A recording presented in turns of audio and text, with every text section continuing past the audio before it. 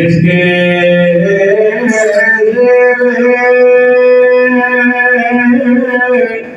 لیوا آدم من سوا، جس کے لیوا آدم من سوا، اس سزائے سیادت کھیلا کو سلام مصطفیٰ جانے رحمت کھیلا کو سلام، شمع بز میں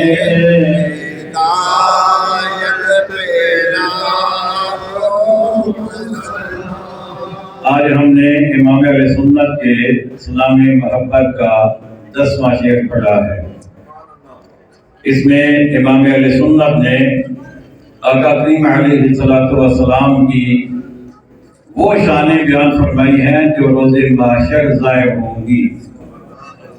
آپ فرماتے ہیں کہ جس کے زیر لوا، لوا کا مطلب ہوتا ہے جھنڈا، زیر کا مطلب نیچے، زیر لوا کا مطلب جھنڈے کے نیچے، آدم یعنی ہمارے آقا وہ ہیں قیامت کے دن جن کے جھنڈے کے نیچے حضرت آدم علیہ السلام ہوں گے۔ اور آدم علیہ السلام کون ہیں؟ مسجود ملائک ہیں، ابو البشر ہیں، خلیفۃ اللہ فی الارض ہیں، زمین پر اللہ کے پہلے نائب ہیں۔ تو وہ آقا علیہ السلام کے جھنڈے کے نیچے ہوں گے۔ لیکن اللہ حضرت فرماتے ہیں صرف وہی نہیں بلکہ آدم و من سوا، من سوا کا مطلب ان کے علاوہ اور بھی جتنے عظمتوں والے ہیں، جتنے شانوں والے ہیں، جتنے مرتبے اور مقام والے ہیں، وہ سارے کے سارے ہمارے آقا علیہ السلام کے جھنڈے کے نیچے ہوں گے۔ پھر فرماتے ہیں اس سزائے سیادت پہ لاکھوں سلام۔ سزا کا ایک معنی تو آپ کو پتہ ہے، کسی کی غلطی پر اسے تنبیہ کرنا یہ سزا کہلاتا ہے، لیکن اس کا ایک مطلب قابلیت بھی ہوتا ہے، لیاقت بھی ہوتا ہے، حقدار بھی ہوتا ہے، اہلیت رکھنا بھی ہوتا ہے۔ تو سیادت کا مطلب ہوتا ہے راہبری اور رہنمائی، سزائے سیادت کا مطلب ہے رہنمائی اور راہبری کی صلاحیت رکھنے والا، راہبری اور رہنمائی کا حق رکھنے والا۔ تو مطلب کیا ہوا کہ ہمارے آقا علیہ السلام اس سیادت یعنی وہ رہنمائی اور راہبری جو قیامت کے دن آپ کریں گے، آپ اس کے کامل ترین حقدار ہیں۔ تو آپ پر ایک نہیں، دو نہیں، سینکڑوں نہیں، ہزاروں نہیں، بلکہ لاکھوں سلام ہو۔ اب اس مفہوم کو ذہن میں رکھ کر ایک مرتبہ پھر ہم پڑھتے ہیں، جس کے زیر لوا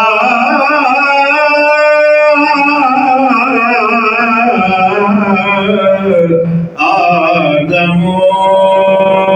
من سوا، جس کے زیر لوا آدم من سوا، اس سزائے سیادت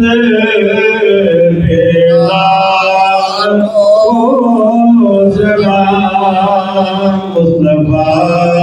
جانے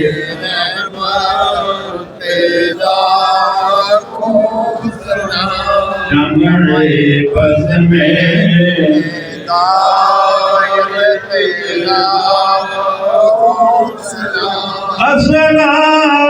السلام اے سبز گنبد کے مدین، اور السلام اے رحمت للعالمین،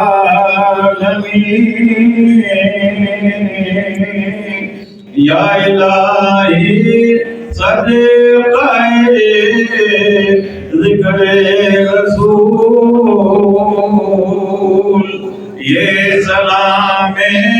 عاجزانہ ہو قبول الحمد لله رب العالمين والعاقبة للمتقين والصلاة والسلام على خاتم الأنبياء والمرسلين والمعصومين وعلى آله الطيبين الطاهرين وأصحابه الهادين المهديين وعلى النبيين والصديقين والشهداء والصالحين وعلينا معهم أجمعين ربنا آتنا في الدنيا حسنة وفي الآخرة حسنة وقنا عذاب النار ربنا فاغفر لنا ذنوبنا وكفر عنا سيئاتنا وتوفنا مع الأبرار الہ العالمین تمام بیماروں کو شفا عطا فرما روحانی جسمانی تکالیف دور فرما